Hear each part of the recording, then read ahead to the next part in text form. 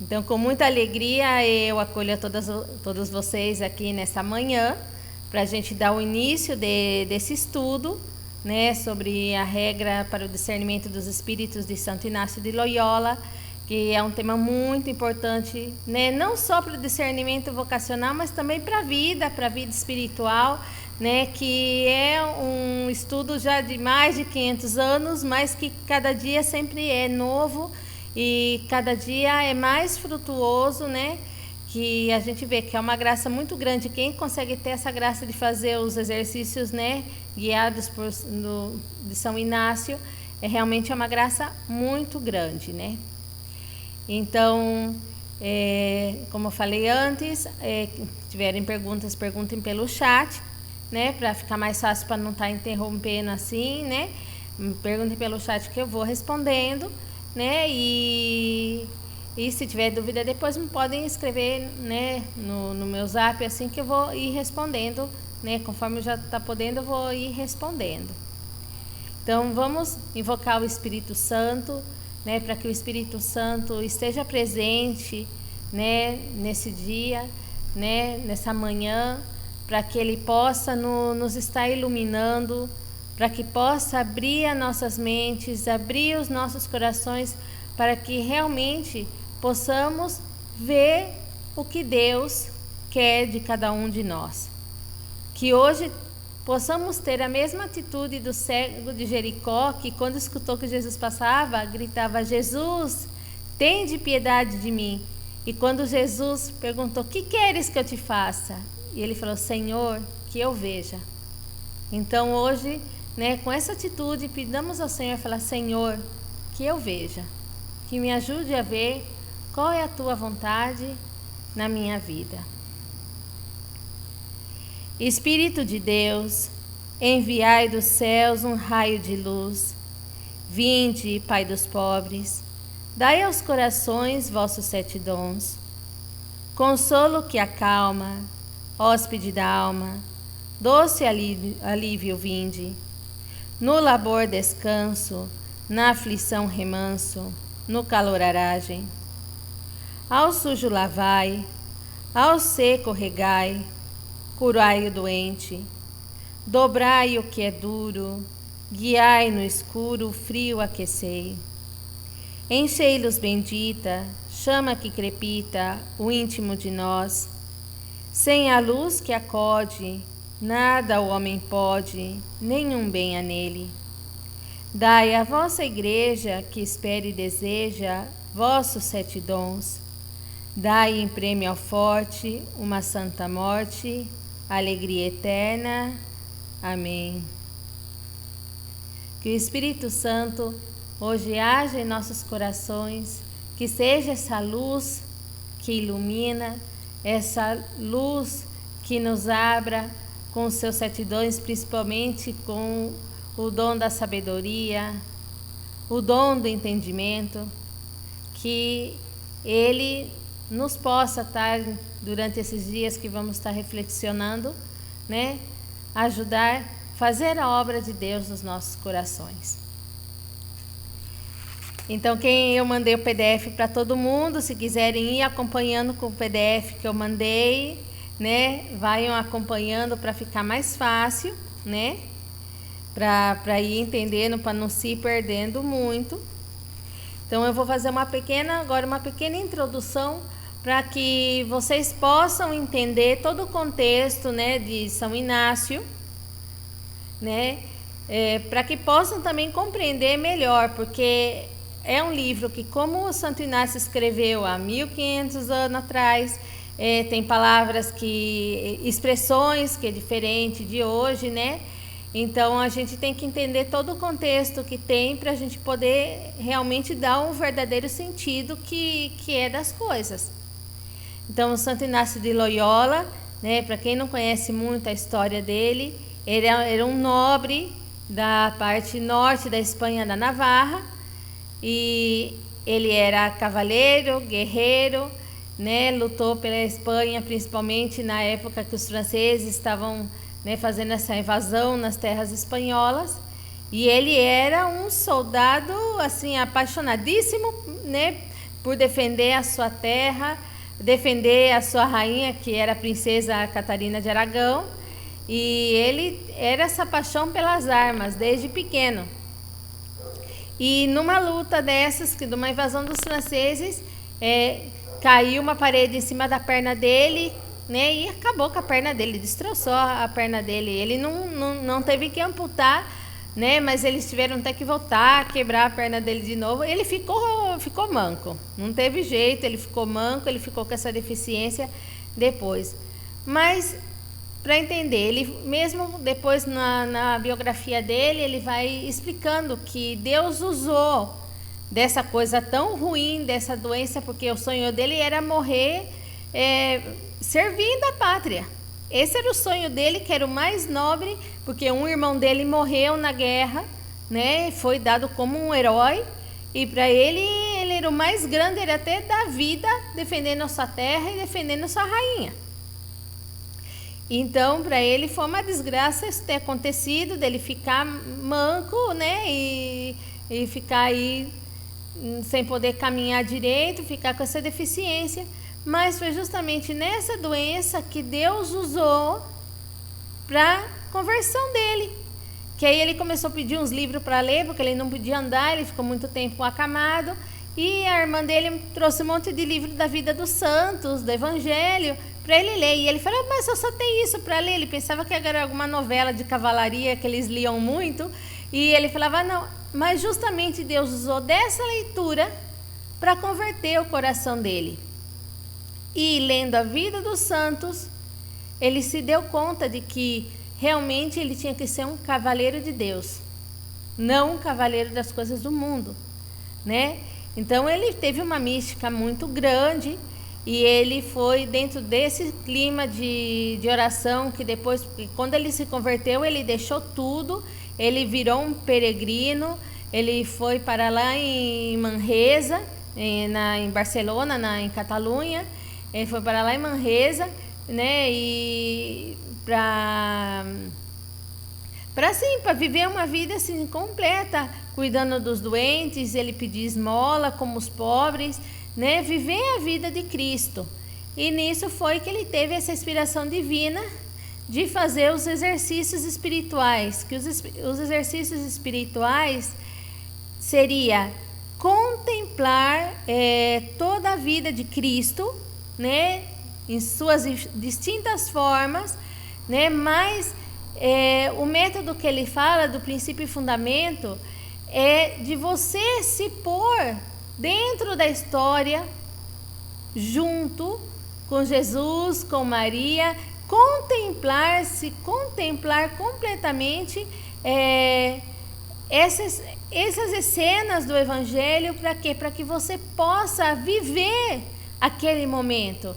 Então é muito forte quando a gente faz, graças a Deus, na nossa congregação, como a gente tem essa espiritualidade jesuítica, sempre nos momentos mais fortes, nas nossas tomas de hábito, primeiras profissões perpétuas, a gente faz todo o retiro em método inaciano, né? Então é de verdade uma graça muito grande que faz você voltar-se para si mesma e ver os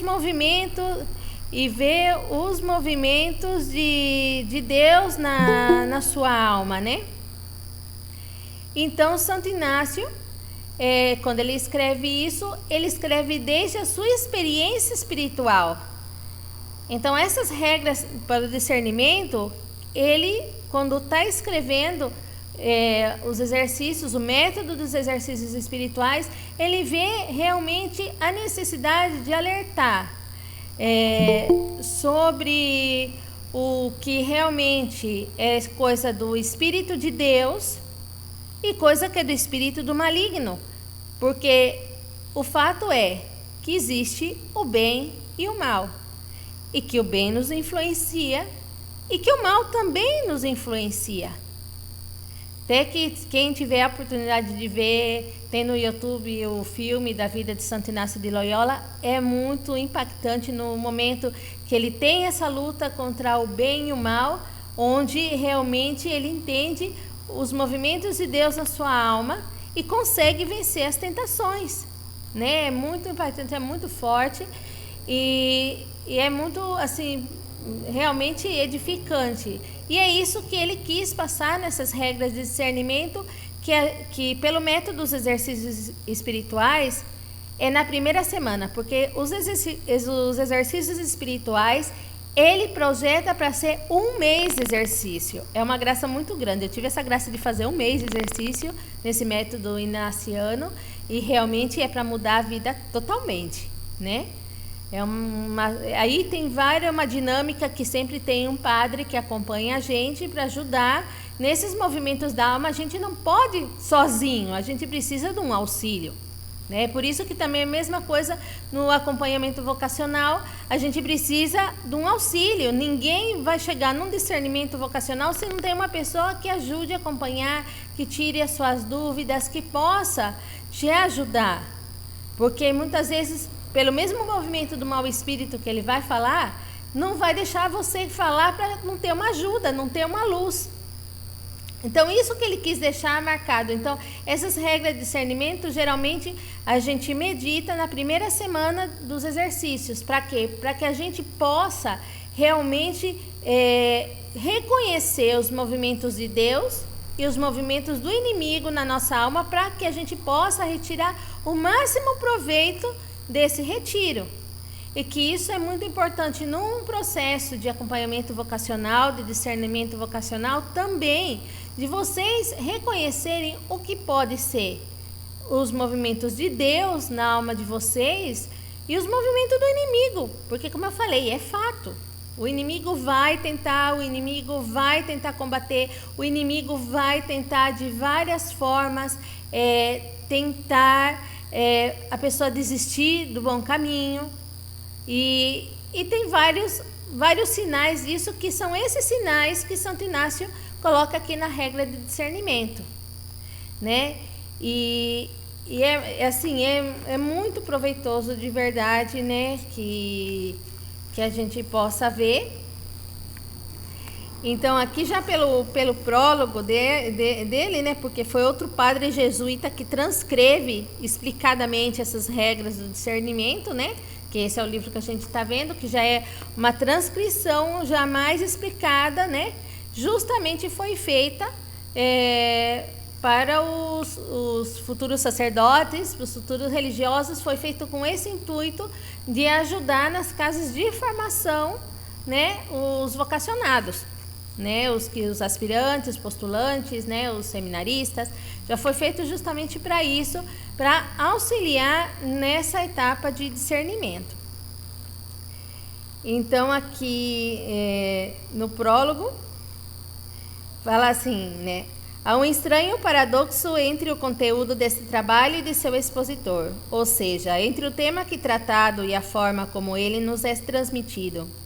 As severas regras de discernimento dos espíritos são apresentadas em contraste com o espírito cordial, quase divertido, se podemos dizer, com que o padre Barrielli, que é esse jesuíta que escreveu, né, nos apresenta ao explicá-las.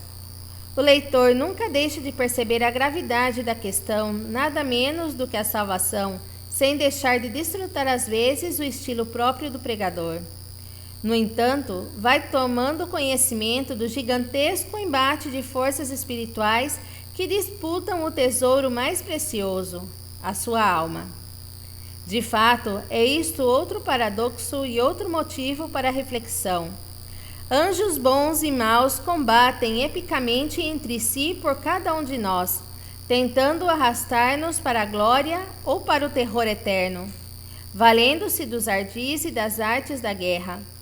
Uma guerra na qual somos saque para o demônio e reféns a ser resgatado para os anjos santos, que é o que eu estava falando isso, que é fato que realmente na nossa alma vai ter ações do bom espírito, que São Inácio fala, né, que seria o Espírito Santo, o Espírito de Deus, e do mau espírito, que seria o espírito do encardido, do diabo, né? Que isso é fato, que essa é a guerra que temos dentro do nosso interior, entre as moções do Espírito Santo e as moções das tentações.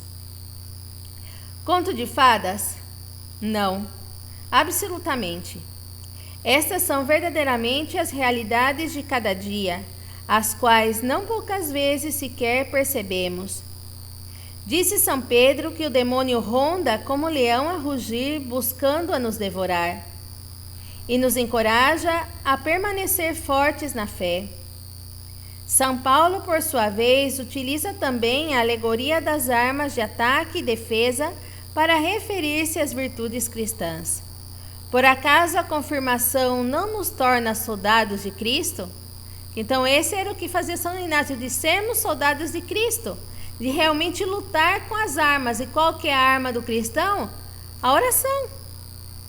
Então isso é muito importante, porque uma alma orante, ela tem essa grande arma contra as tentações do demônio.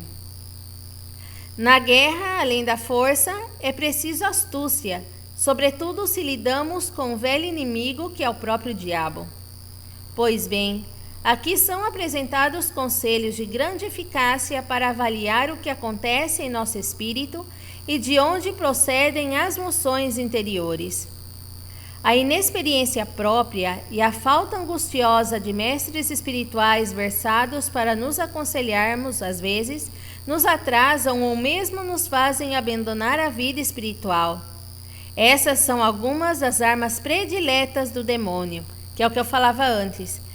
Para um processo de discernimento, um processo realmente de uma mudança de vida, se necessita uma pessoa que auxilie, que acompanhe. Ninguém pode muitas vezes tomar uma decisão sozinha, uma decisão importante, uma decisão de vida, sem ter uma pessoa que acompanhe, que ajude, porque o demônio é a arma predileta. Fazer a pessoa falar assim, não, eu posso fazer isso sozinha, eu não preciso da ajuda de ninguém.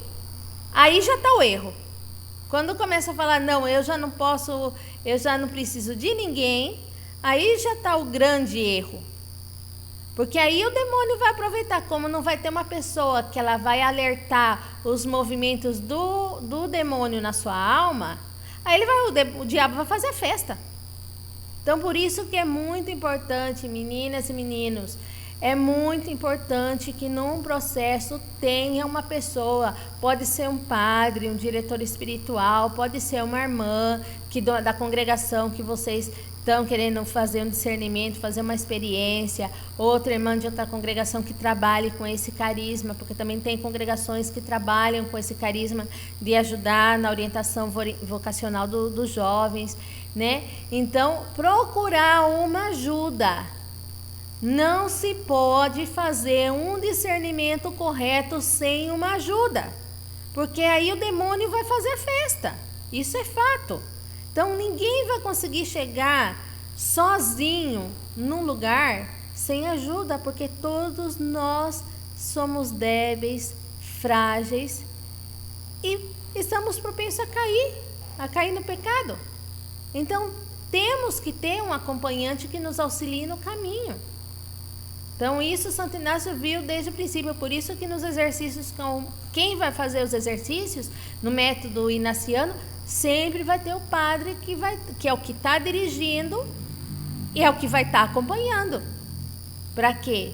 Para que cada pessoa possa realmente receber as moções e tirar as dúvidas, e tiver alguma moção do demônio na alma, ao expor, Deus vai iluminar. E é justamente isso que o demônio não quer. Transitamos por um território ocupado pelo inimigo, uma selva em que as armadilhas para os incautos são escondidas a cada passo. Alguns por seus escrúpulos, outros por suas iras, outros por seu orgulho ou suas paixões, nem sempre inconfessáveis, mas de igual modo daninhas, porque se prendem às criaturas, ou por sua falta de decisão ou por sua pouca reflexão. Quantas vezes, pela imprudência com que levamos adiante nossos bons propósitos? Em todas partes o diabo tem armadilhas, e junto a cada emboscada está o anjo bom para nos prevenir. Por isso que necessita o acompanhante. Na verdade, Santo Inácio dizia que a pessoa que está acompanhando seria essa moção do anjo bom, que é a que vai mostrar, dependendo da situação, que é realmente uma obra do encardido, que não é coisa de Deus, né? Melhora aquele sentimento, aquela ira ou aquele desânimo. Aquilo não é uma coisa de Deus. Então a pessoa vai alertar que aquilo não é, então vai ser como na figura do anjo bom. Não é uma alegoria, é uma verdade de fé, é uma realidade concretíssima. Ainda que não ouçamos o tinir do aço de duas espadas, eles lutam por nós. Ainda que não escutemos suas insinuações, eles não deixam de fazê-lo para o nosso bem ou para nosso mal. As forças celestes se batem pelo homem, eis aqui a razão de sua verdadeira dignidade. Quer dizer que também ele põe aí o combate do nosso anjo da guarda com os anjos do mal. Que o nosso a gente não ouve o barulho das espadas, mas sempre existe esse combate, né, entre o nosso anjo da guarda com os espíritos malignos que nos querem tentar e nos afastar de Deus. E como participa o homem neste épico? Deve tomar posição em um dos dois lados. Não há neutralidade possível. E ao fazê-lo, o outro lançará toda a sua ira, se opta pelo bem, ou sua amorosa persuasão se erra para o mal. Nessa guerra não há espectadores, senão partícipes necessários. Quem te criou sem ti, não te salvará sem ti, disse Santo Agostinho. É preciso combater. Que bonito isso, né? Que Deus nos está pronto a dar salvação, mas a gente tem que lutar por ela, né? Que fala assim, Deus, aqui ó, quem te criou sem ti, não te salvará sem ti, né? Disse Santo Agostinho. Quer dizer que Deus também espera da nossa parte, que a gente também tem que lutar, que Deus na sua infinita misericórdia nos dá toda a força necessária que necessitamos, mas a gente também tem que pôr da nossa parte para combater.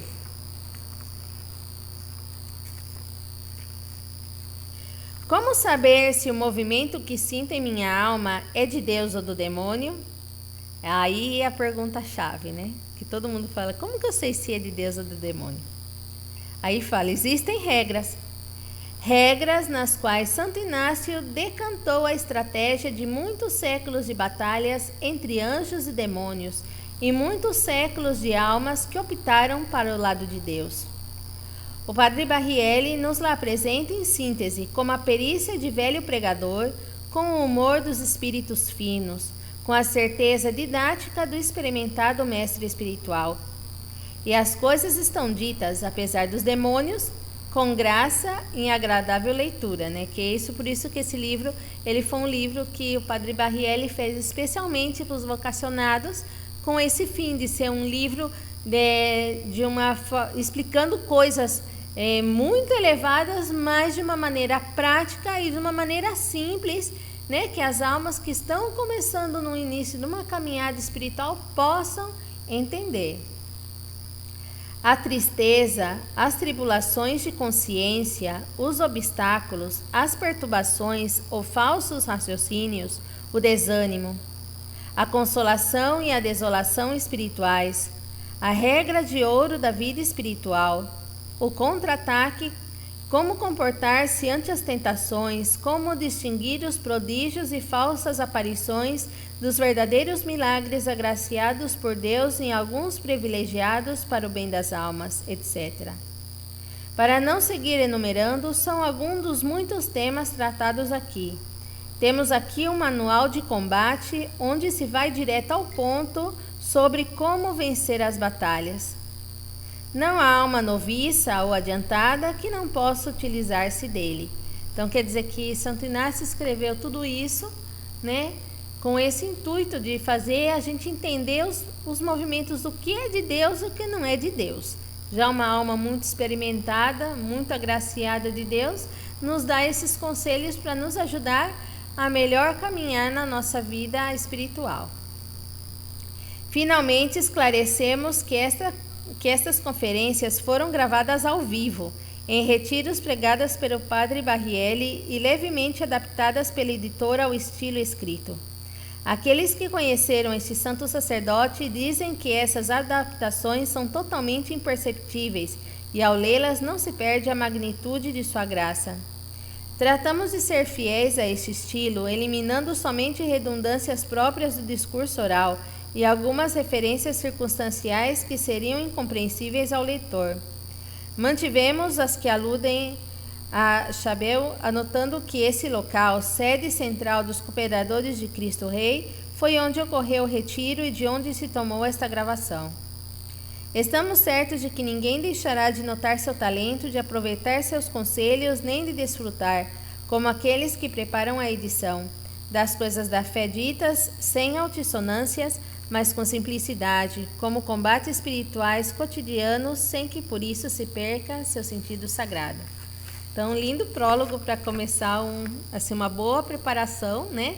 Para se começar, né? Realmente esse estudo, né? Já vendo o que vai ser que a gente vai aqui reflexionar juntos, né?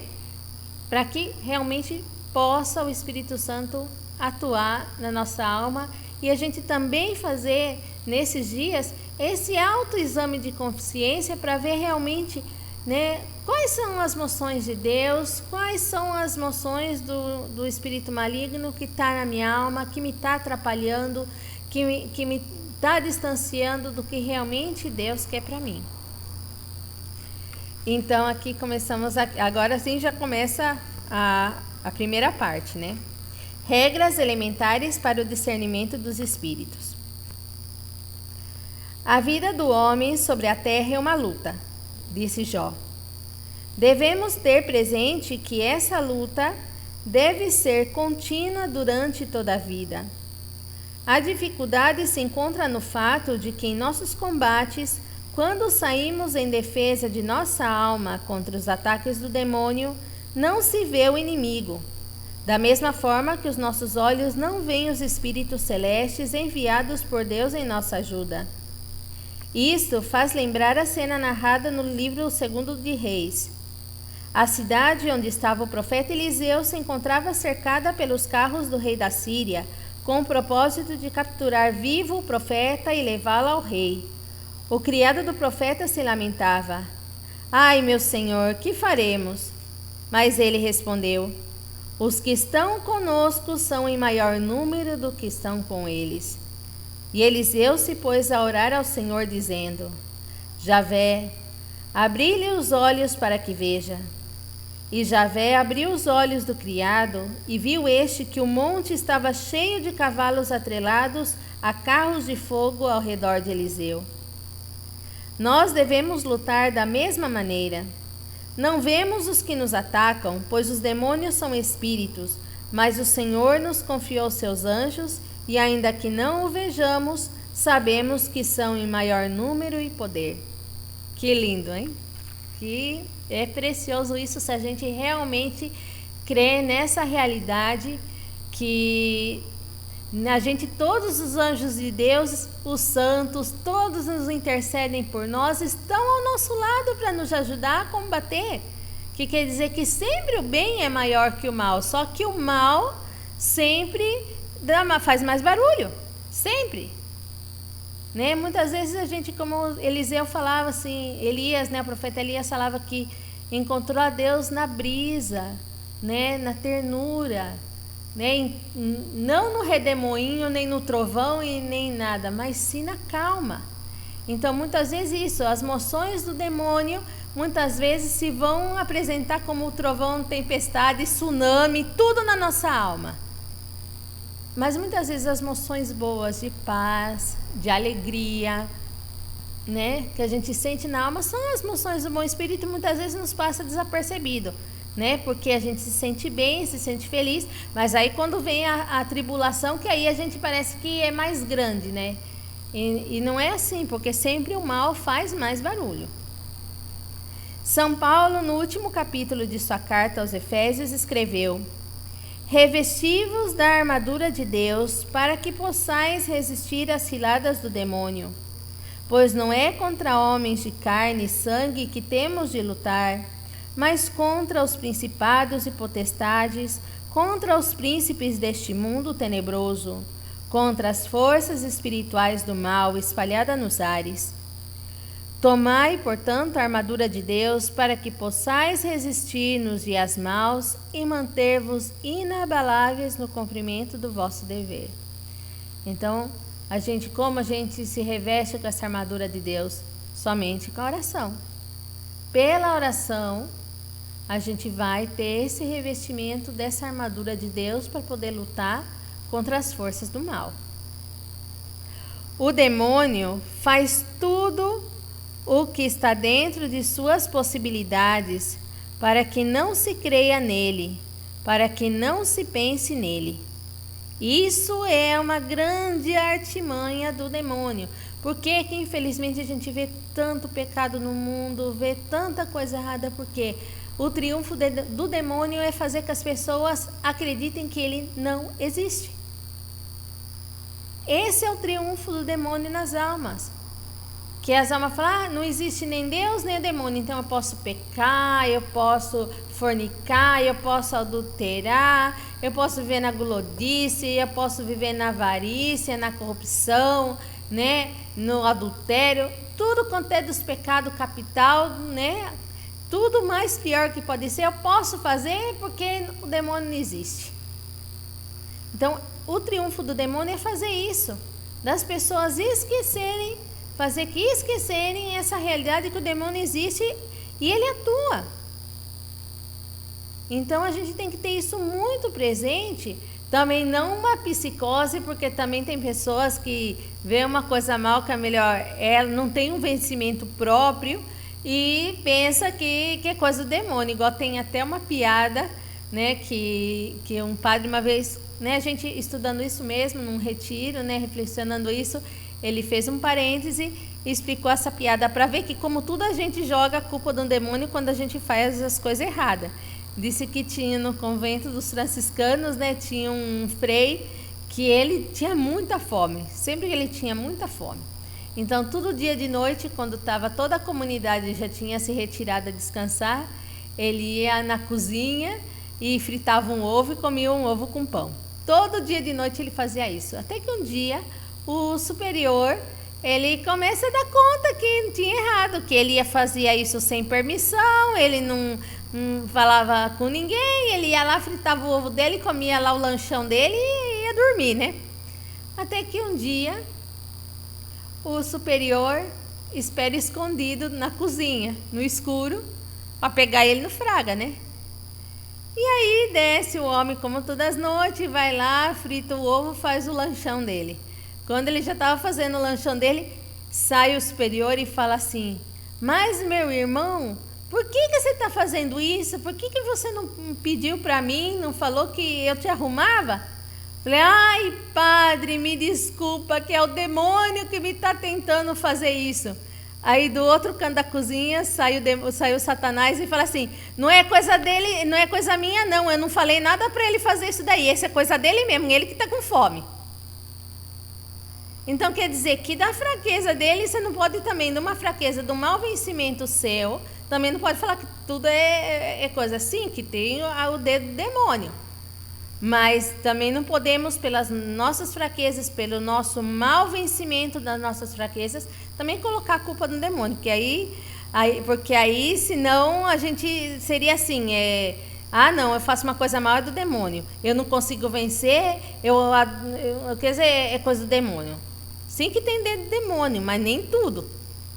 Mas a gente tem que ter isso presente, que o demônio, sim, coisas bem complexas e muito sutis, o demônio pode se infiltrar na nossa alma, nas nossas decisões, né? O demônio pode se infiltrar. Por isso, há intentos de negação da existência dos anjos, que se repetem uma e outra vez nas sacristias, já que não havendo anjos, não haveria demônios. Por isso, muita gente fala, Deus não existe. Então, se não existe Deus, não existe o demônio. Né? Então, se não tem santo, também não tem demônio. Então, isso que o demônio quer que as pessoas pensem, que não existe nem Deus, nem ele. para que ele possa correr e fazer a festa solta mesmo dentro da vida das pessoas. E, no entanto, os anjos bons e maus são tema desde o primeiro até o último capítulo da Bíblia. Mas não é suficiente crer que existem anjos e demônios. É preciso dar-se conta deles. Há um provérbio espanhol que diz: chamam, mas quem estão chamando? Então, isso daí também, assim, muitas vezes a gente, não é somente a gente crer que existe, né? É preciso a gente dar conta que realmente eles existem. Né? Que a gente tenha isso presente, que tem esse combate entre o bem e o mal desde a criação do mundo. Tem esse combate do bem e do mal. Então, isso a gente tem que ter em conta, que a gente, na nossa alma, a gente vai ter esse combate entre o bem e o mal. Agora, o que é importante é que saibamos até onde é mal, até onde é bem, e o que tem de mal a gente combater. Que isso é a atitude que temos que ter. Muitas pessoas não se dão conta do espírito que influi sobre elas. Padre, sinto tédio. Não, Senhor, você não está entediado. Isso não existe. O que tem é que o demônio anda rondando você. Não, Padre, o Senhor vê o demônio em todas partes. Sinto-me deprimido porque hoje não saiu o sol e quando o dia está cinza me sinto entediado. Isso é tudo. Isso não tem nada a ver com o diabo. Precisamente, saiba você que o diabo recorrerá a tudo para tentá-lo. Ele se aproveitará mesmo de um dia cinza ou de um dia de uma indisposição. Mas saiba que você se sente com tédio, porque é o diabo que anda rondando. Tenha cuidado. E isso é uma realidade, porque muitas vezes o demônio, ele vai aproveitar do nosso estado de ânimo para tentar e fazer, com perdão da palavra, fazer cagada na nossa vida.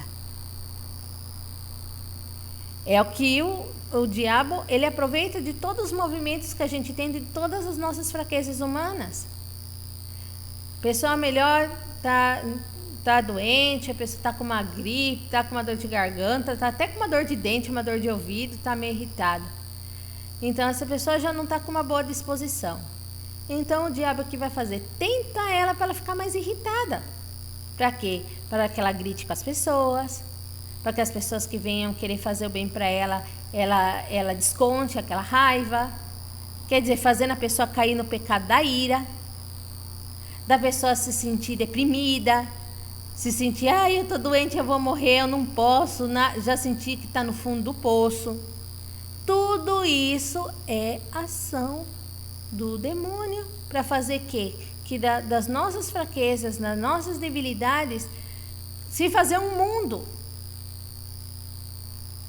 Por isso que a gente tem que aprender a ver isso e ter isso como realidade, que no primeiro movimento que a gente tenha de ira, de raiva, de desânimo, a gente desterrar isso da nossa alma. Né? Eu compartilho com vocês também, né, falando isso que passou comigo na minha vida. Eu, quando tinha 25 anos, me diagnosticaram que eu tinha fibromialgia, que é uma doença autoimune, é uma doença que ela não tem cura e é uma doença muito dolorosa, porque ela é como um defeito, né, vamos dizer assim, né, no cérebro, que o cérebro não controla os estímulos de dor. Então, quando eu tenho uma dor nas costas, não é uma dorzinha de costa, é uma dorzinha como se me tivesse quebrado a coluna no meio. Quando me dói o braço, é como se tivesse quebrado meu braço. O cérebro não controla esses estímulos de dor. E eu tinha muita dor. Imagino que eu sendo enfermeira, trabalhando com os idosos, trabalhando com isso, eu tinha muita dor. Eu vivia, 2 vezes me internaram para me deixar com morfina, porque eu já não aguentava mais de dor. Então, É lógico, você tem tantos sonhos. Eu, nessa época, eu ainda não tinha feito meus votos perpétuos, eu era de votos temporais. Você tem tantos sonhos na vida que você quer seguir a tua vocação, e você se depara com uma doença que você vai ter que aguentar isso pro resto da vida, porque não tem jeito. Aí o demônio serviu até de uma irmã da minha comunidade para me tentar. Que quando eu cheguei do médico, eu cheguei em casa arrasada. Eu fui na igreja, eu me ajoelhei diante do sagrado e chorei que nem uma Madalena e falei: Senhor, mas que é isso? Eu não entendo. Eu quero te servir com tanta alegria, com tanto amor, quero te servir de todo o meu coração, e agora isso eu vou ficar impossibilitada para tanta coisa,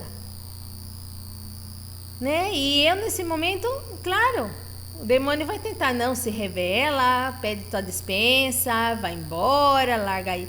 Aí quando eu saí da capela, ainda uma irmã chegou e perguntou como que tinha ido com o médico. Aí eu contei, né, que eu estava com isso, que eu tinha que fazer um tratamento muito doloroso e não tinha cura.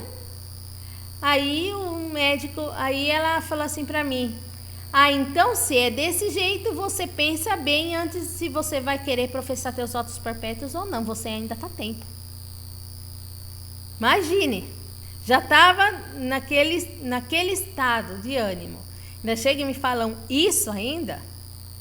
Foi a mesma coisa do cão mesmo que foi. Mas eu lembrei dessas regras de discernimento que eu tinha feito muitos anos antes, durante meu noviciado, durante as primeiras etapas de formação, e tive isso muito presente, que é tudo que traz angústia, que traz desânimo, que traz ira, que traz todos esses movimentos, não é de Deus. Não é de Deus. Então, nesse momento, eu pedi: Senhor, me dê uma luz, o que é que eu faço? O que é que o Senhor quer? E justamente eu abri a Bíblia e caiu aquele Salmo 26. O Senhor é minha luz e salvação, de quem eu terei medo?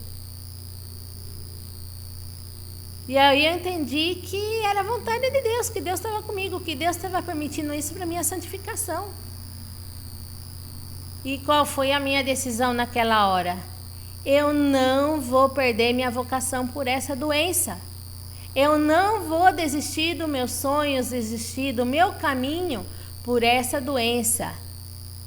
Eu vou sofrer? Sim, porque muitas coisas eu não vou conseguir fazer do jeito que eu quero fazer. Mas eu quero servir ao Senhor e não me vou deixar me abater por essa doença. Eu não vou tirar minha alegria, não vai tirar os meus sonhos por essa doença, que eu vou ter que carregar ela o resto da minha vida. E carrego, e muitas vezes não é fácil. Então, tem dia que eu estou morrendo de dor, que eu estou na base de 1, 2, 3 tramal. A última vez que eu fui no reumatologista mês passado, ele passou uma fórmula para mim que eu falei assim: ou eu tomo, eu morro, ou se eu não morrer, eu não morro nunca mais. Mas a gente põe os meios, mas eu falo: eu não posso me deixar bater, porque se eu me deixasse bater pelas dores que eu tenho, eu não me levanto da cama, eu não trabalho, eu não faço nada. Mas o demônio sim vai sempre tentar: não, você está doente, você não faz, você não precisa fazer isso, você não precisa fazer aquilo. Não vai rezar porque você não precisa, você está doente. Olha, Deus tanto te ama, por que te permite isso? Então isso, nesse momento, graças a essas regras de discernimento, foi o que eu consegui combater e falar: não, eu estou doente, eu vou ter que aguentar isso o resto da minha vida, mas não vai ser isso que vai fazer me impedir de ser fiel a Deus, de seguir a minha vocação e de conseguir os meus sonhos, de alcançar os meus sonhos por essa doença. Então isso a gente tem que ter muito claro, que dificuldades a gente vai ter, muitas vezes as dificuldades que a gente menos pensa. Mas a gente não se pode deixar se vencer por essas dificuldades. A gente não pode deixar-se, por nosso estado de ânimo, deixar perder sonho, perder tudo. Jogar tudo por água, os sonhos de Deus, todas as graças de Deus na nossa alma, por um desânimo, por um tédio. Porque partes entediantes da vida a gente vai passar, a gente tem que passar provação. A alma que não ama o sacrifício, que não ama a provação, nunca chega à perfeição. Isso é fato. Todos os santos, se vocês comecem a ler a vida dos santos, pode ver que todos os santos se ferraram pra caramba a vida inteira. Sofreram pra caramba. Ninguém se faz santo se não é a base do esforço pessoal e do espírito de sacrifício e mortificação própria. Ninguém. Para ser santo, tem que se ralar, tem que tomar a cruz e seguir.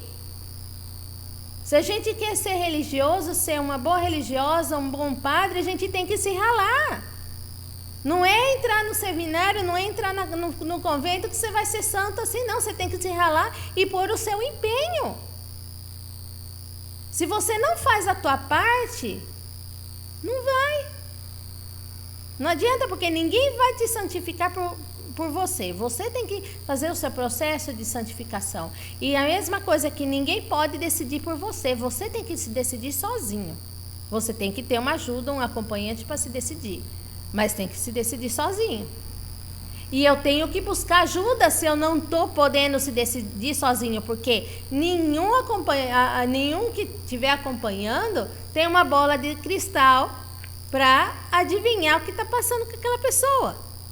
Então, essa pessoa também tem que ter o bom espírito da simplicidade e da humildade para poder se abrir e buscar uma ajuda. E é isso que é onde acaba a ação do demônio. Porque quando, a partir do momento que você decide a pedir uma ajuda e que a pessoa que tem um discernimento reconhece que isso é ação do demônio, aquela tentação acaba. Porque o demônio é descoberto. Então, por isso é muito importante isso. Que a gente, muitas vezes, tem esses sentimentos mesmo de depressão, sentimento de ansiedade. Muitas vezes isso vem de ter coisa do demônio que nos está fazendo perturbar para a gente desencaminhar do caminho. A maioria das vezes acontece isso.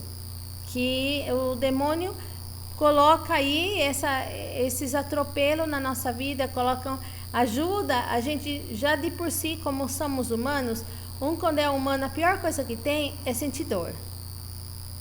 A dor no ser humano é um mistério, mas é uma coisa que incomoda muito, que mexe com o corpo inteiro, mexe com o corpo, mexe com o psicológico, o demônio também atua aí. Quem acha que tantas pessoas melhor com câncer vai se suicida ou pede a eutanásia? Pessoas que têm uma doença grave que não tem cura e pedem eutanásia? Por quê? Porque já não aguentam mais sofrer. E aí o demônio não, acaba com isso, acaba com isso, acaba com isso. Então, nisso que a pessoa começa, acaba com isso, é onde realmente a pessoa já se deixa dominar pelo mau espírito e acaba fazendo. Você acha que uma pessoa que se suicida, ela também não tem influência do mal? Que importante é isso, que a pessoa uma pessoa que quer suicidar, ela tem uma influência do mal muito grande. Porque a pessoa que ela é suicida, ela pode ter seu problema fisiológico. Sabemos que a depressão é uma doença, né, muito grave, que tem que ser tratada. Mas a pessoa chega num ponto de depressão que também tem muito a ver com o espiritual.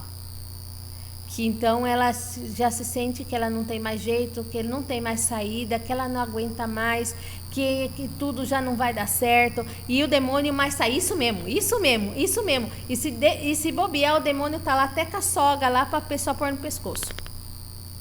Ou fazer outra coisa, ou se cortar os pulsos, ou que o demônio que seja, ou tomar uma cartela de diazepam, ou que seja.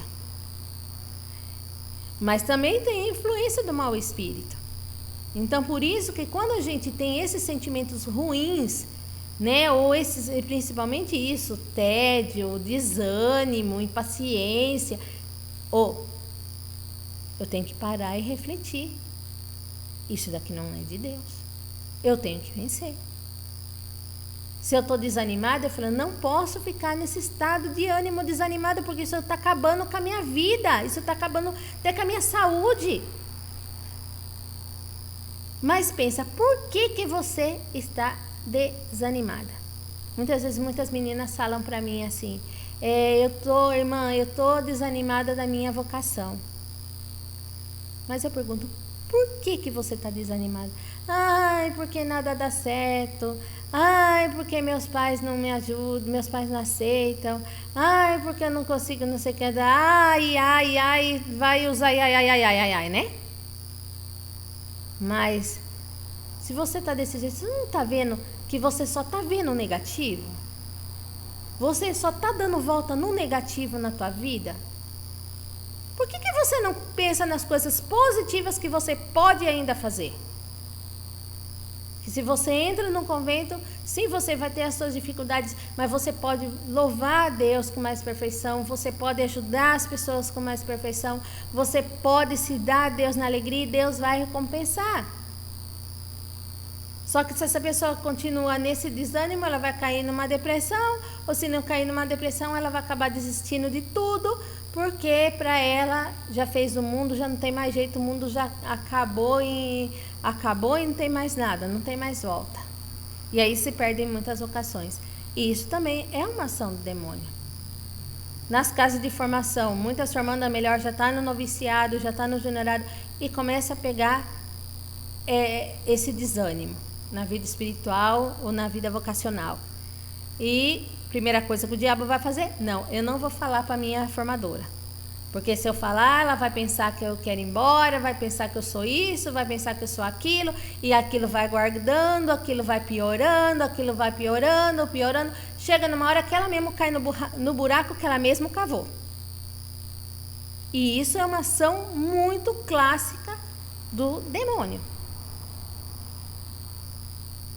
Tem vários santos que eu gosto muito de uma que está num processo de beatificação, né, que é a irmã Josefa Menendez, que é uma santaça, que ela é considerada como a Santa Margarita do século XX, que ela teve muitas aparições do Sagrado Coração, e ela mesma conta que ela teve, durante a fase dela do noviciado mesmo, ela teve muitas tentações desse tipo, e que ela, quando estava turbada desse jeito, ela era ir na formadora dela, contar o que estava acontecendo, e parece que naquela hora abria uma luz, e ela entendia tudo o que estava acontecendo, e passava aquele estado. Eu também tive experiências assim, de eu chegar na Madre Maestra e contar o que estava acontecendo comigo, e naquele momento parece que dá um estalo na cabeça, e você entende o que está acontecendo, né?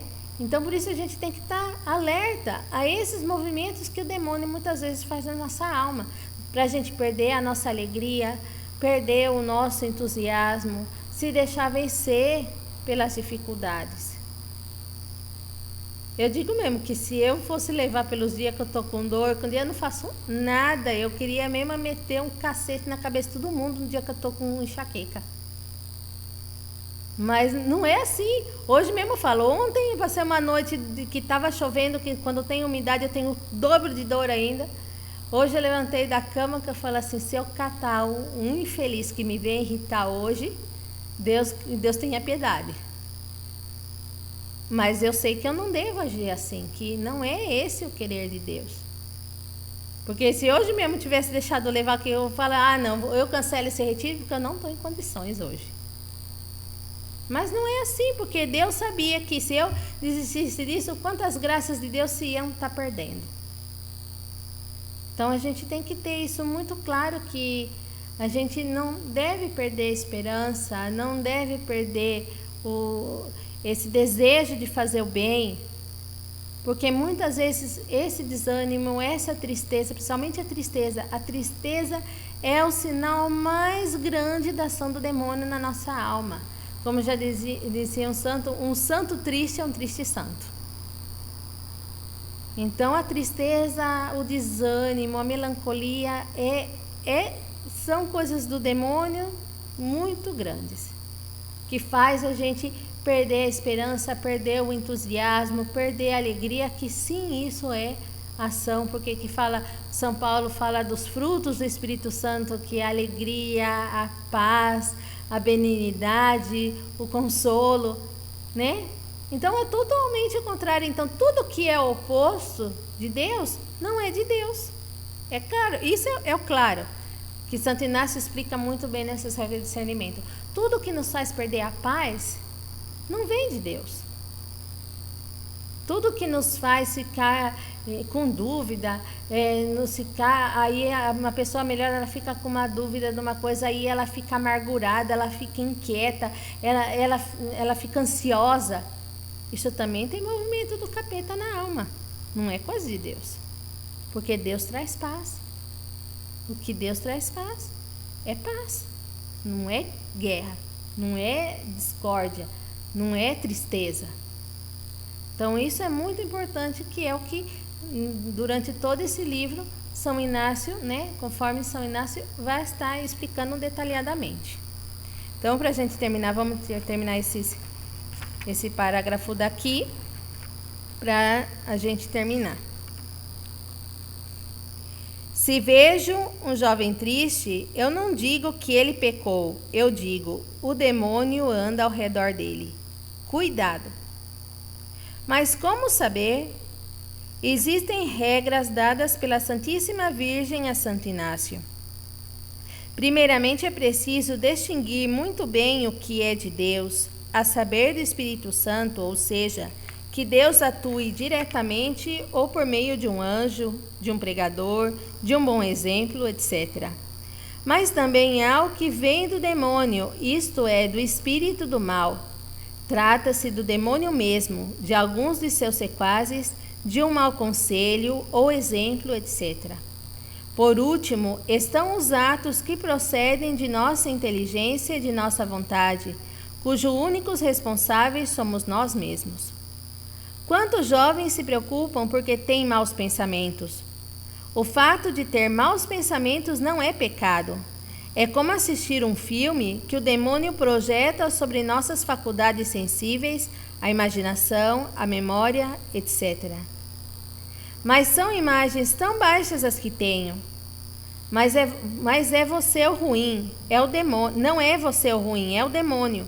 Se você consente e encontra prazer nesses deleites, então você comete pecado, porque o consentimento nasce de você. Disso você é responsável. Se pelo contrário você reza e trata de afastar essas tentações, não só não peca, senão ganha méritos. Isto é de você. As imagens são do demônio.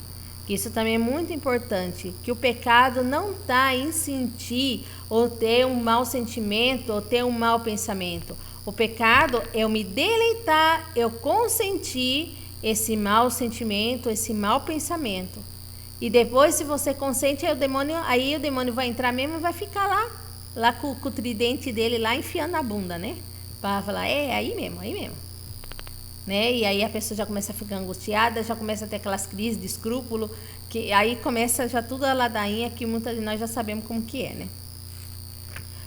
Uma santa religiosa, a irmã Rajatela, escreveu de Barcelona a Santo Inácio, que estava em Roma: Padre, tenho os maus pensamentos.